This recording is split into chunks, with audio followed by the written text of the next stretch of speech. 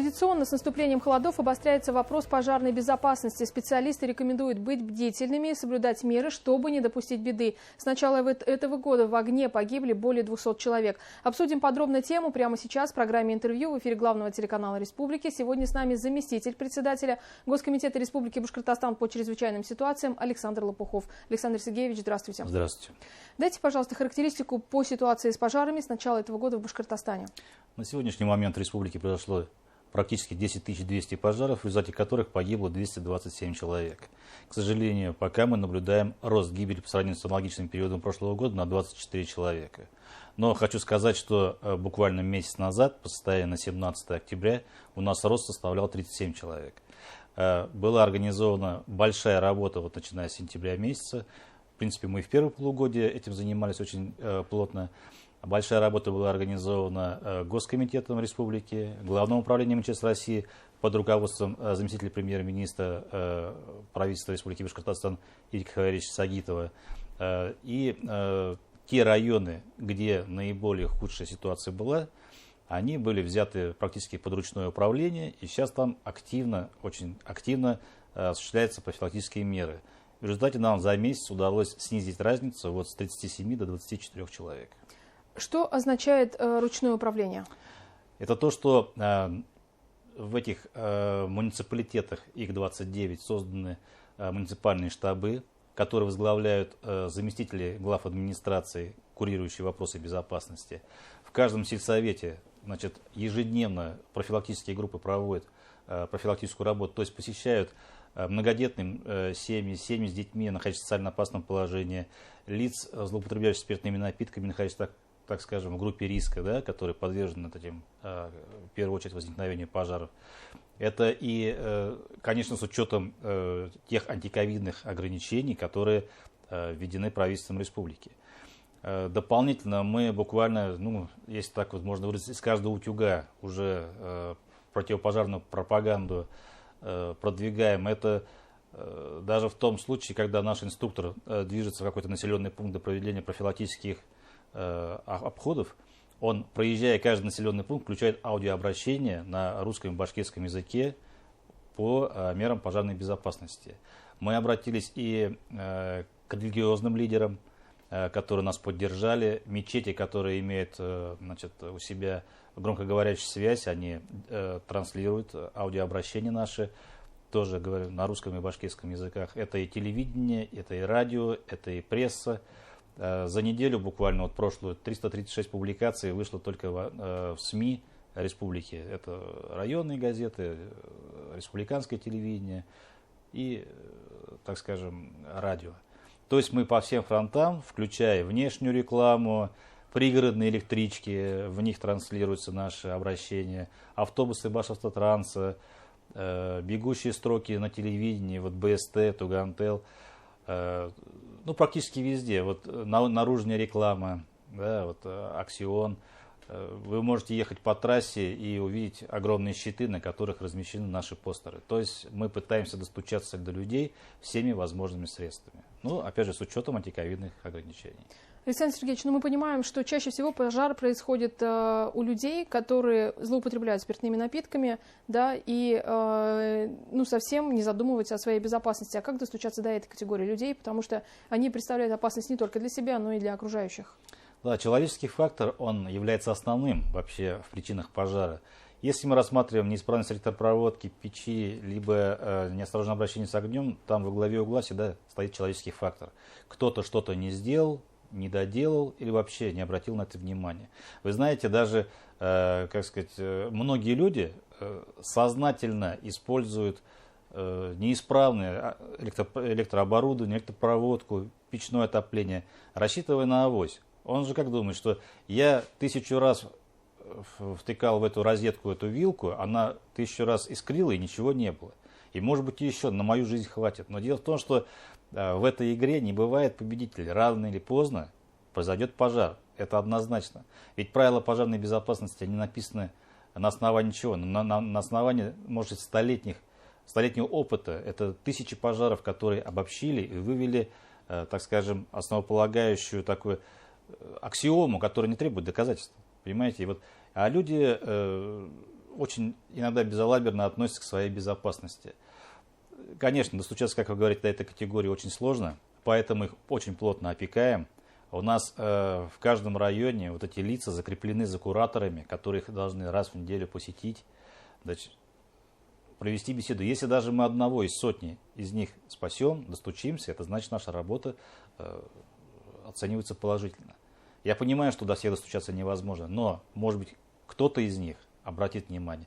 Ну и, с другой стороны, им муниципалитеты оказывают помощь в том плане, что вот для таких лиц они из своих бюджетов за счет помощи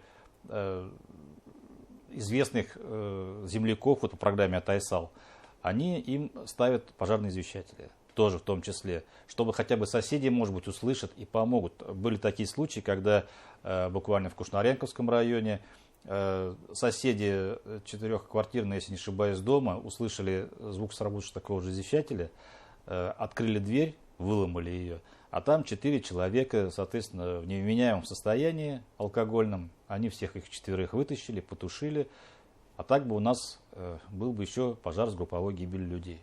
Вот это, как сказать, главный посыл и главное, как сказать, направление этой работы.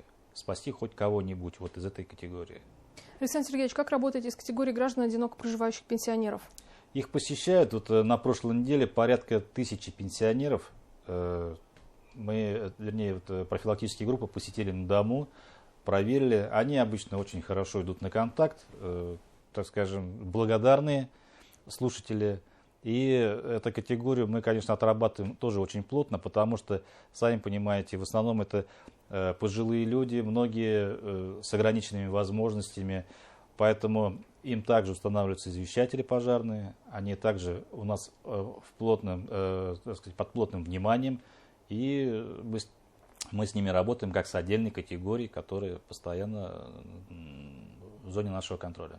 Пожарная безопасность в социальных объектах. Как дело обстоит здесь?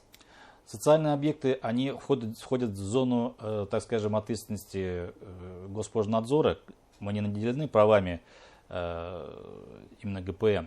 Но эти все объекты, они ежегодно проверяются. Они постоянно, значит, противопожарное состояние находится на контроле как Главного управления, так и Госкомитета. Вообще социальные объекты у нас есть у Минсемьи, у Минздрава, у Минобра. Да? Вот, по ним вот, постоянно отрабатываются и в преддверии отопительного сезона, и в осенне-зимнее, весеннее время. То есть они постоянно, особенно те объекты, где круглосуточное пребывание людей. Это интернаты, да, дома престарелых, и в том числе и частные дома по оказанию вот именно социальных услуг престарелым гражданам. Они тоже находятся под постоянным контролем. Как часто приходят в частный сектор проверять? Именно вот частные пенсионаты, социальные объекты, про которые мы говорим? По мере того, как мы их выявляем, по многим же вообще информации нет, что они работают. Да? Вот, как приключилось, например, с тем же самым пожаром, который случился, если не ошибаюсь, 15 декабря прошлого года в Бделиловском районе, когда погибло столько вот пожилых людей. О нем просто информации не было у Госпожнадзора. А по мере выявления информация о них тут же передается в Госпожнадзор, который осуществляет выездную проверку и на соответствие соблюдения требований пожарной безопасности. Александр Сергеевич, мы понимаем, что сейчас уже наступают серьезные холода, вот до минус 20, в некоторых местах до минус 30. Какие рекомендации вы можете дать жителям, вот, как подготовиться? Ну, тут в большей степени касается частного сектора. Да? Квартиры у нас, слава богу, они все практически центральное отопление. Тут не стоит речи об электрообогревательных приборах, либо о, как сказать, печах. Да? Их просто нет. Я просто рекомендую, самая моя главная рекомендация, это основано на самой распространенной причине пожара. Это неосторожное обращение с огнем, в том числе курение. Курение сплошь и рядом. Поэтому я призываю отказаться от курения в жилом помещении. С наступлением холодов, как вы правильно заметили, люди начинают с улицы возвращаться домой, да, уже неохота же на улице курить, он начинает курить в сенях там, либо в помещении, подчас выбрасывая сигареты неизвестно куда, может быть даже в нетрезвом состоянии. Поэтому, отказавшись от курения дома, мы можем снизить количество пожаров на 65%, гибель людей даже. на 65%. Ну, к сожалению, это невозможно, но хотя бы кто-нибудь. Я хочу порекомендовать домочадцам курящих людей, особенно если они в нетрезвом состоянии, контролировать их.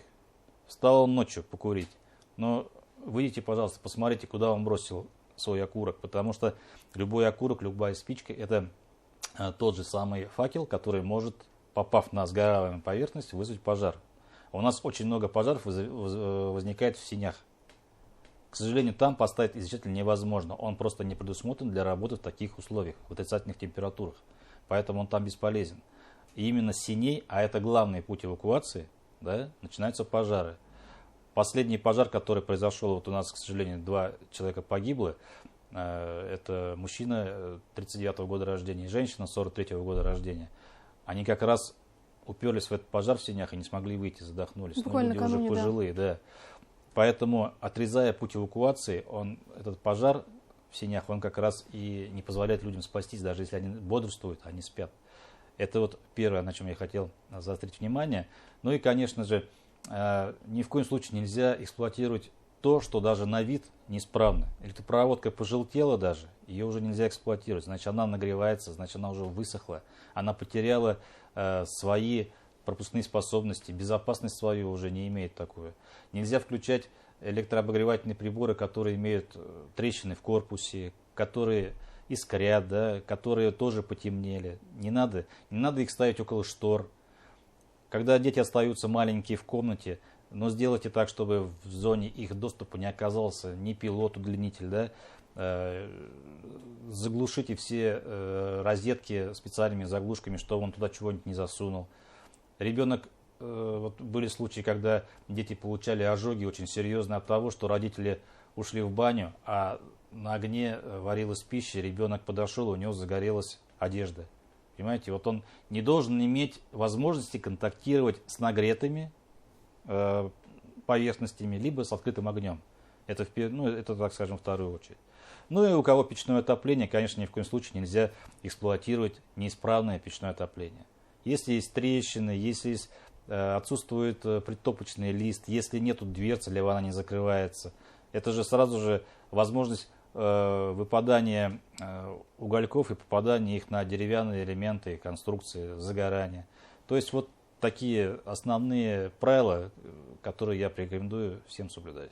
Спасибо большое, Александр Сергеевич. О том, что в вопросах безопасности не бывает мелочей, говорили заместителем председателя Госкомитета Республики Башкортостан по чрезвычайным ситуациям Александром Лопуховым. Берегите себя, смотрите БСТ, не переключайтесь.